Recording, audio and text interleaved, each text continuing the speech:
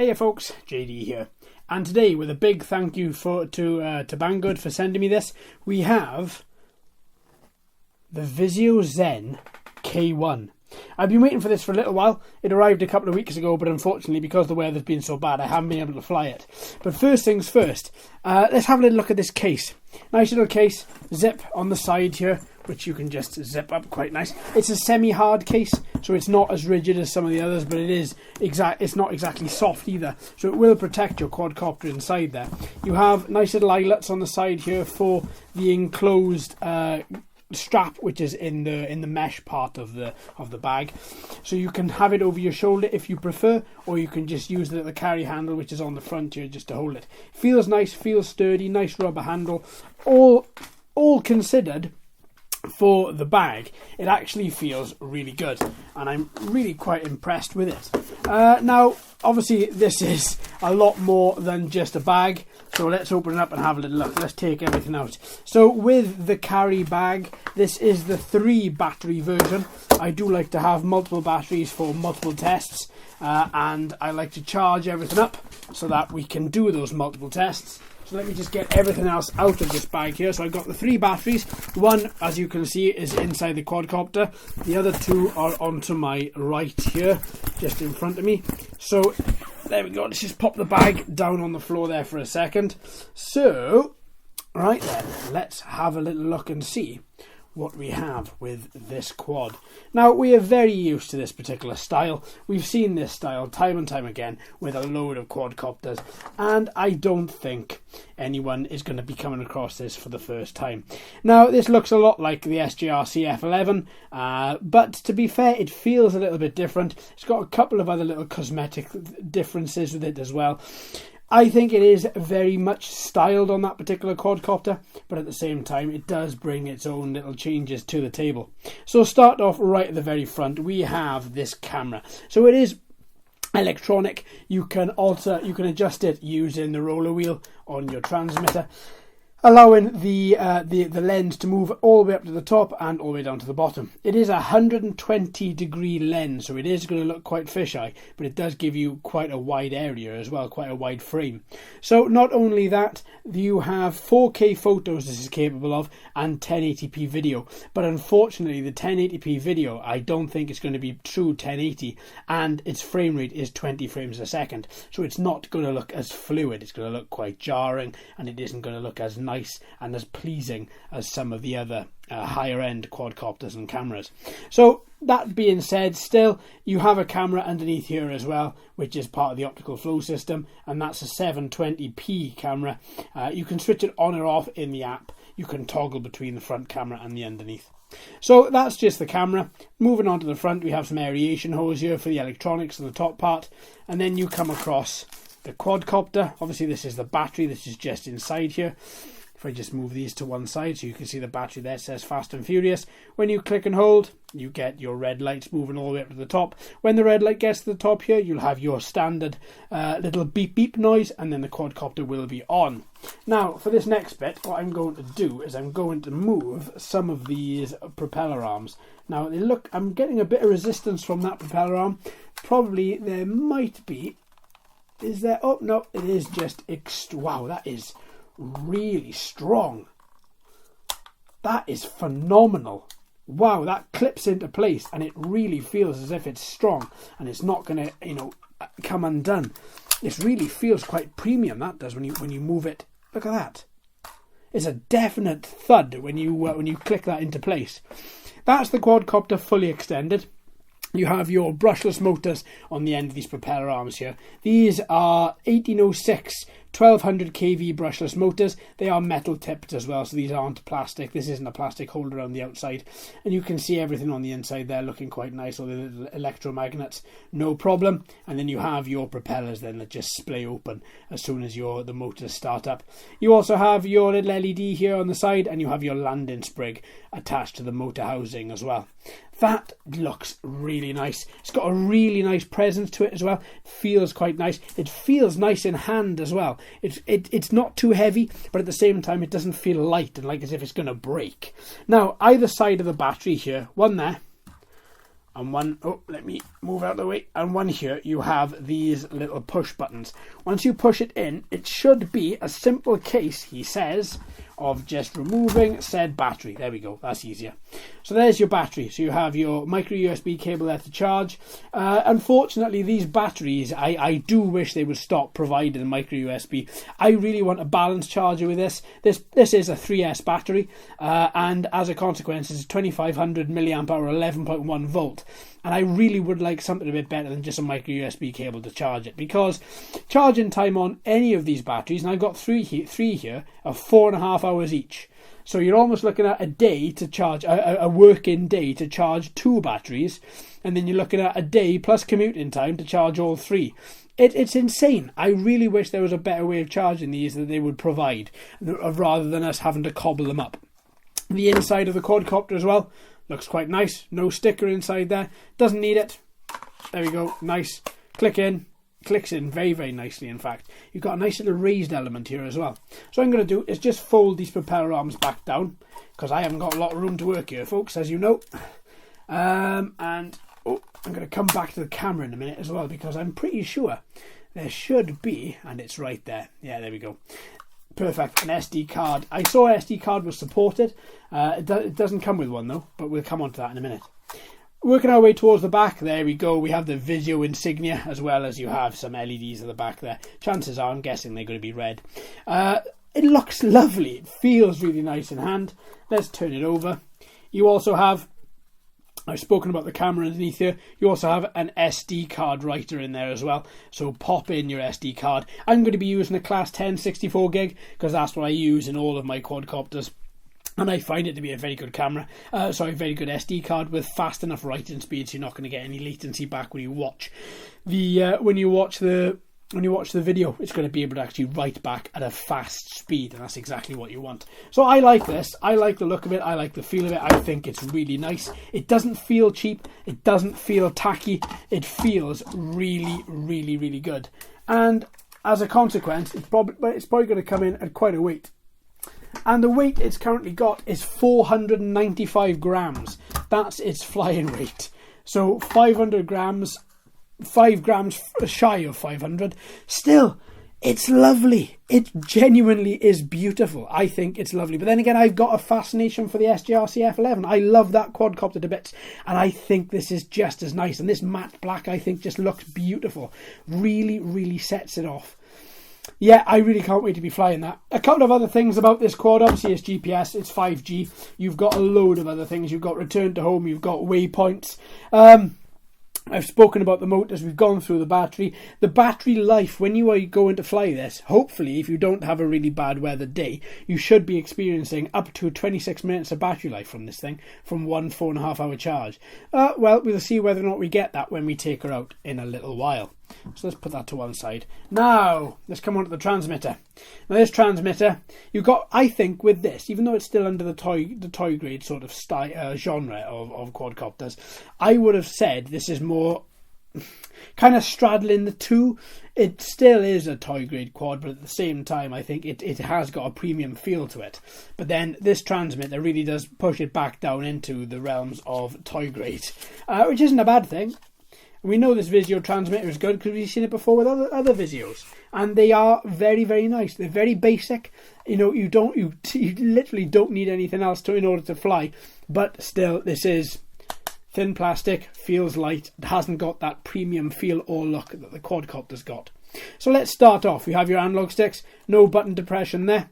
You have headless mode, return to home. You have calibration, as well as you have on and off as well. You have your FPV boom, which just opens up there for your phone rather, and then you have your little telemetry screen here, which will give you quite a lot. See, nope, I've got to provide batteries by the look of it. So we have all of that package going on at the front there. On the sides, on the shoulder buttons, we have record video on the left, and we have take photos on the right. We have adjust your camera on the right as well as speed mode on the left. I love these speed mode reels. I think they're much better than just a simple click of a button. Seems to respond better as well. Now, if we turn this round, we do have a little screwdriver. It's a little screw there, which we have to undo with a screwdriver. But have I got one close to hand? I should have. because I've got everything else here. I've got Allen keys, I've got everything. I think that's going to be a little bit too big for it. Yeah, far too big. Okay, so I tell you what, we won't open up the back there, but this is going to need 3 AAA batteries in order to run this, according to the manual. So just pop in your 3 AAAs. This does not allow USB charging at all, so that you can't charge the batteries off of this. To be fair, you wouldn't really want to either. Just pop the batteries in. One set of batteries inside here will probably be enough to last you a good 4 or 5 flights without there being any hassle at all. Your transmission range, your FPV transmission range, is going to be 500 meters. So it doesn't. I have looked to see if I can find a distance range with this transmitter. Can't seem to find one. I'm going to guess it's going to be roughly about the same 500 meters. If it does 500 meters, I'll be very, very impressed. There we go. So that's your transmitter, folks. It's not brilliant, but at the same time, it doesn't have to be. It just has to be basic. That's what you have here. That's what I've always liked about Visios, is the fact that they just work. I hope this is going to be the same. Likewise, as this is a 3 battery pack, you have your 2 batteries here as spares. Your one's ready in the quadcopter. You also have yourself a nice glossy manual which takes into consideration pretty much everything. How to use your quadcopter, how to use the transmitter, what all the buttons do, everything down to the app, including your QR codes in order to get the app. They're right there. And it takes you into a lot of detail. If I were you, I'd be reading that. That's definitely worth spending your time on it.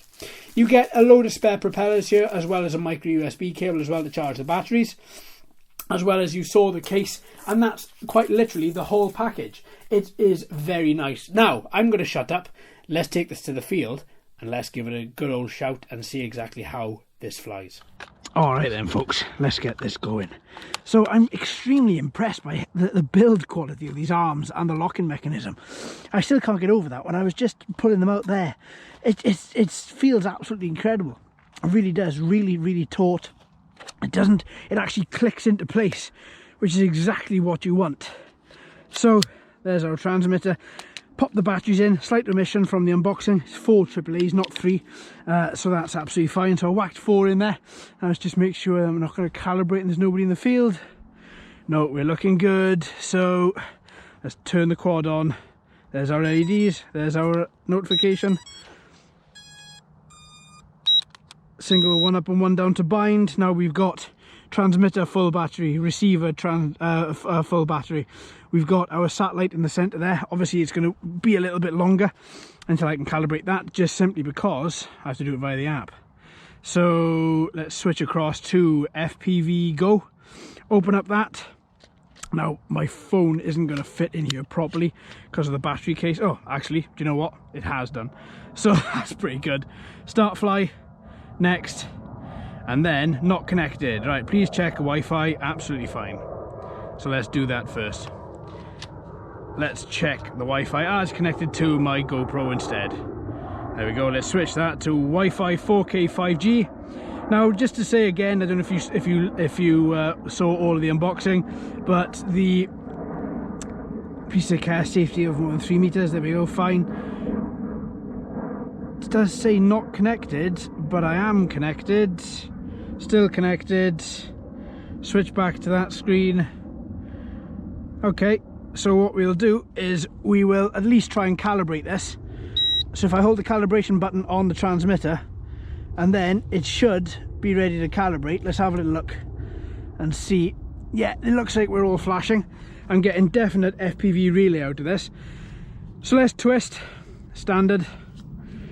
And then, even though I'm not getting any notification from the app, and usually from these, I get a notification from the app to say calibration.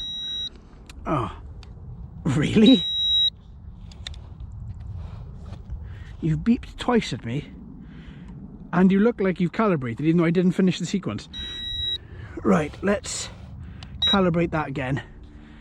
So let's twist. And then after finish twisting, it's camera up. There's the 1 beep. Camera up, twist again until we have another beep, and then we should have a final beep. There's that beep. So I'm going to put it down, and then we should have a final beep, which then should be when it's all calibrated and ready to go. Should. But in saying that, there have been times where all LEDs are on, like this. There we go. There's the beep. So that's fine. Battery meter is showing almost batteries are dead. which is a bit concerning. Oh no, battery's full, there we go. Oh, it's flashing between full and empty. Full, empty.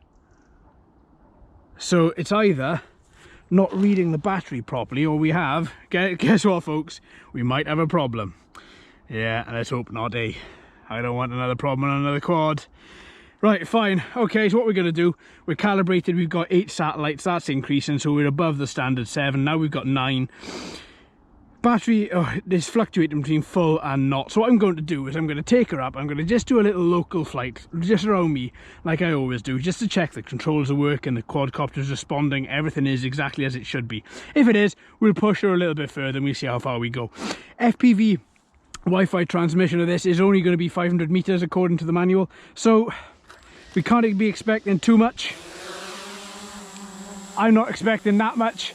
As with any Visuo, all I'm really expecting is that it flies really well. That's what I've come to expect from Visuo, just quite simply because we've looked at enough of them over the years, and every single time we have, they've always responded great. Now, as soon as I've taken off, the battery has now stabilized itself as full. So I don't know what the difference between having it non-flying and flying and that battery meter displaying full and empty, because that should be a localized quadcopter thing and not something that it relies upon flying in order to detect. So we've got 11 satellites and climbing.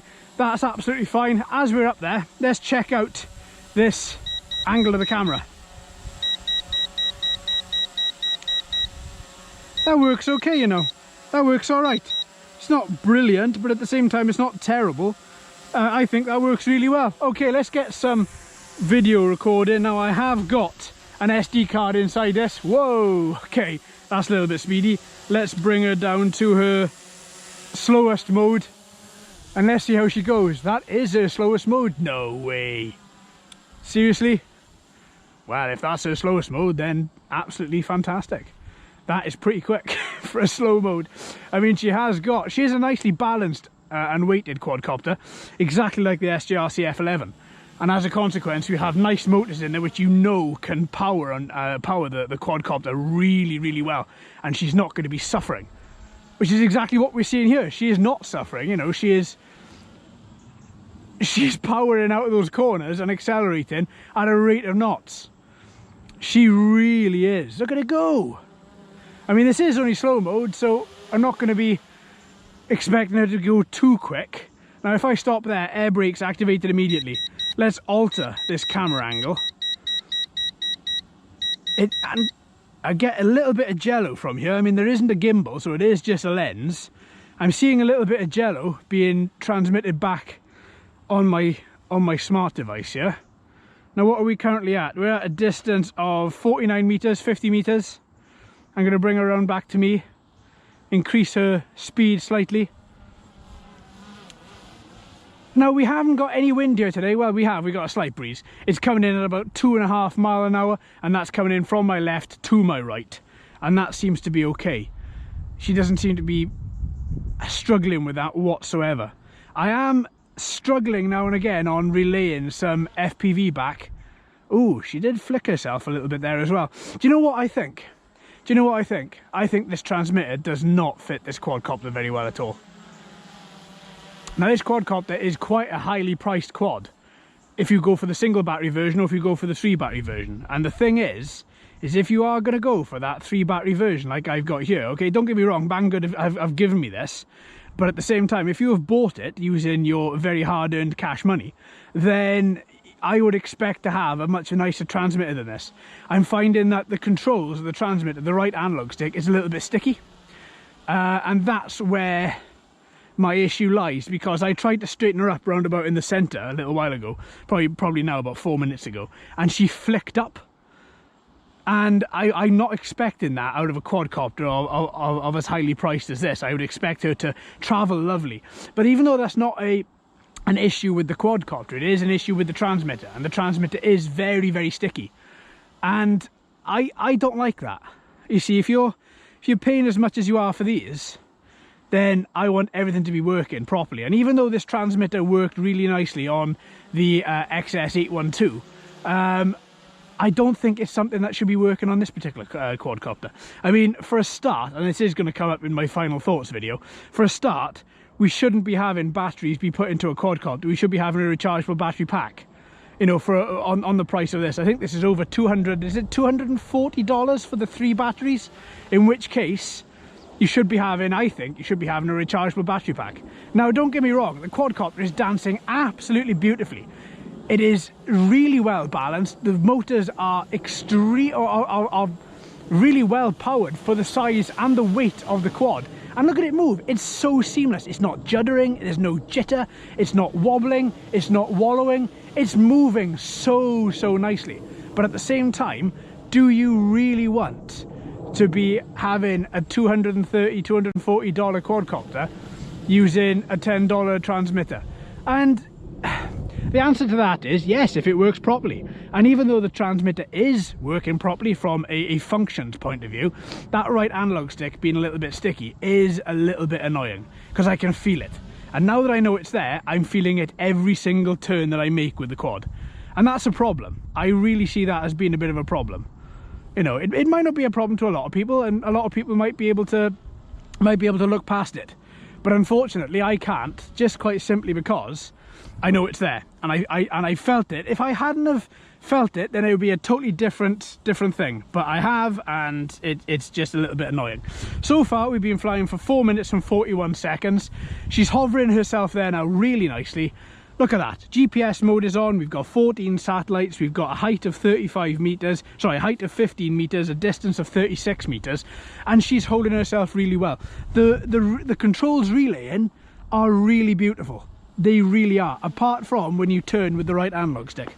And I'll show you a bit more of that, what I mean, in the final thoughts video, and I'll try and see if I can explain it a little bit better when I'm not standing in a cold, wet field. Okay, let's get a little bit of distance. I'm not going to go too mad with this. So we got 70 meters, moving around a lot, see? And the thing is, oh, there we go, stop. 93 meters, and I'm losing FPV. So if I increase her height a little bit, let's take her up to 20 meters, bang, 20 meters there. Can I push her forward anymore? Maybe 110. I'm really slow with this, and that's on purpose. Height of 22 meters. Okay, I haven't lost FPV, but at the same time, it is juttering. Can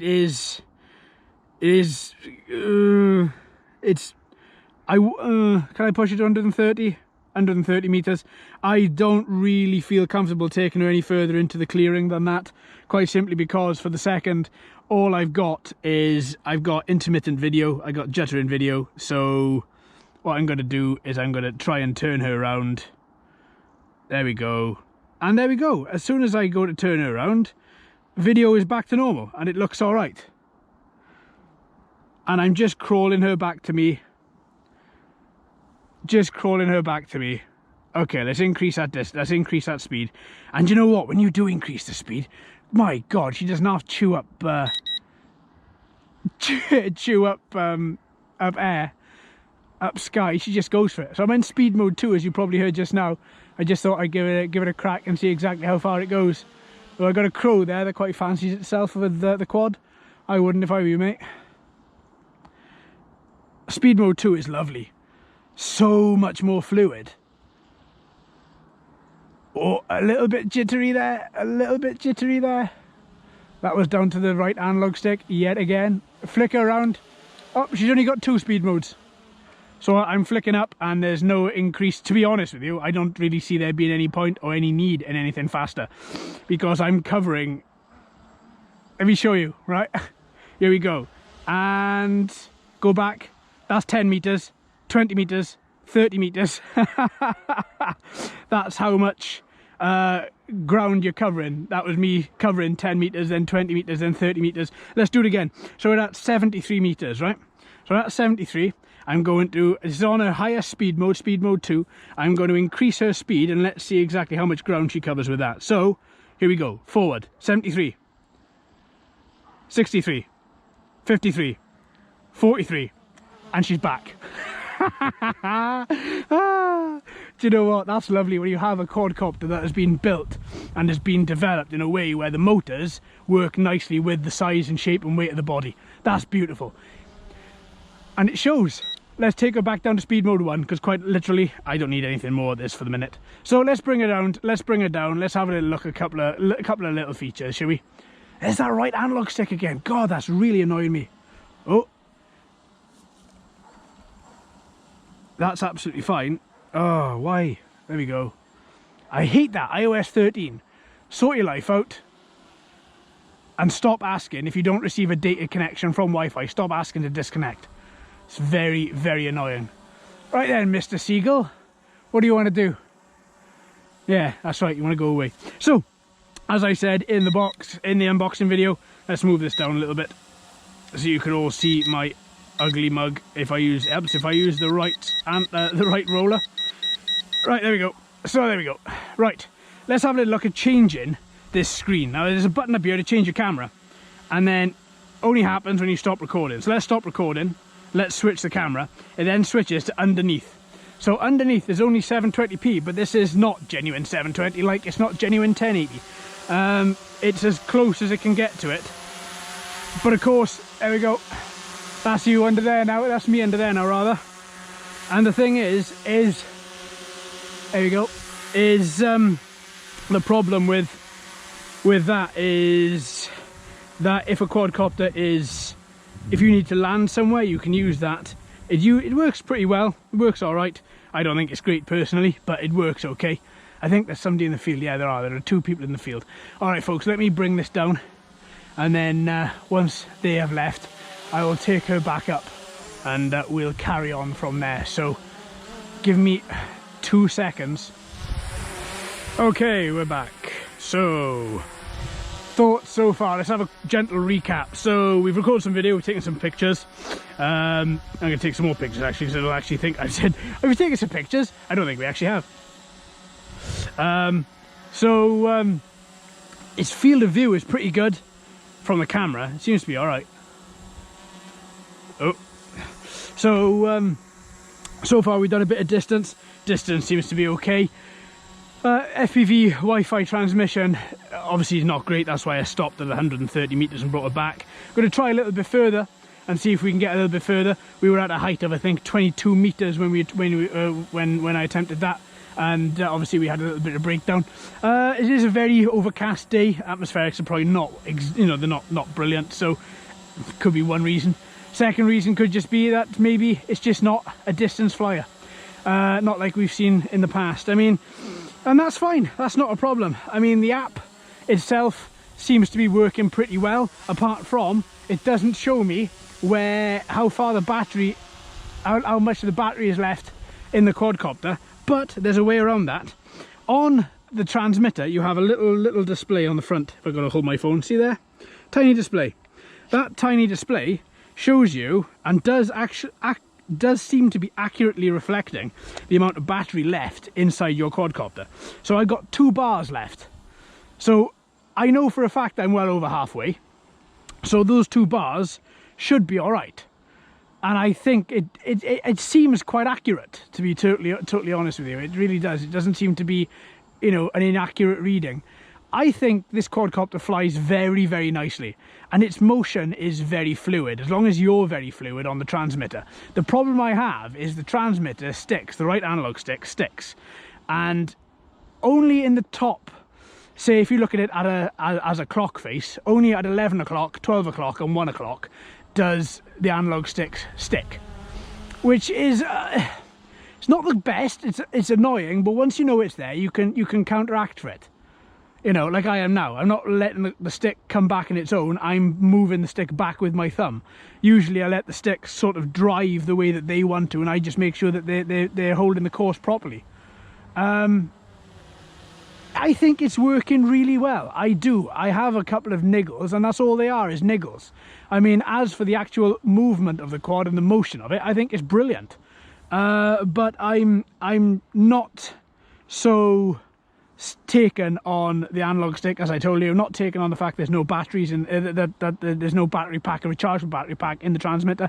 Again, as I say, small niggles, but enough to enough to make a difference. Right, what we got? We're down to 1 bar left on the transmitter. So you know what? I'm not going to push her any further. I'm going to pretty much leave her at that. I think we've had a pretty good run of it today. And I've got another battery, so I'm going to be giving it a little while, and I'm going to be taking her back up for another few flights and seeing how those flights go as well. But so far, I'm really happy with how she behaves, with how she moves. You know, do I think it's as good as the other Visuo models? No, I don't. But this is a different type of quadcopter. It's not a small backyard flyer. It's a larger quadcopter with a lot more weight behind it, and that makes its flying different. But I think it flies very nicely, and it's managing to hold itself nicely, and the GPS module works well. So all in all, I think it works pretty well. But let me land it, and then we'll go from there. All right, so thoughts so far. Thoughts so far is I thought it would do, it has done exactly what I thought it would, and I'm happy with that. What I thought it would do is I thought it would fly well. That was my only expectations of it, and that's based on the other Visuo models. That's quite literally it. I didn't have any other thoughts other than that going into it. I thought that if it was going to react well, then it was just going to fly well. But I'm quite happy with the speed modes. I'm quite happy with, because it's fast enough, even though only having 2 modes, it really is quick enough with those 2 modes. I'm happy on the angle of the camera. That's fine. The build quality I'm happy with, the weight I'm happy with. I think that the majority of things I'm happy with this quadcopter. Things I'm not are very niggly things, but they do make a difference when you're flying. I like to fly how can I describe this? Right, when I fly, I like everything to be nice and smooth. I like to ensure that my analog sticks respond properly.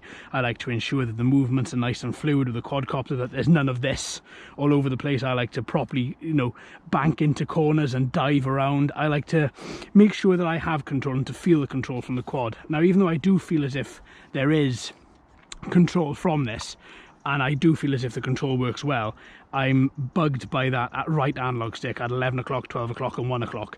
Literally, I don't know if I can show you now, but it was, quite honestly, it feels sticky up at that point. It doesn't feel fluid, it's not moving nicely. Up at 12, it's not too bad. Up at 11 at 1, that's where the issue is, because you have that top portion there, and then you have a little bit more. See that extra bit? Well, as you move that little bit extra, the top of the analog stick moves the analog housing down, which then alters your trajectory. So if I show you again, we have back at 12. If I move it at 1, see? It's moving the whole of the housing. And that's what the problem is. And this exactly the same at 11 o'clock. And the problem with that is, as you come in for a nice bank, you're hitting that little bit of motion at the top there, and the quadcopter's dipping a bit more, because obviously you're moving the way that it's meant to fly. Now, the problem with that is it does make the quad jump about a bit, and it's not an uncontrollable jump, and you can regain control of it very, very simply. But at the same time, it's not finessed. It's not fluid.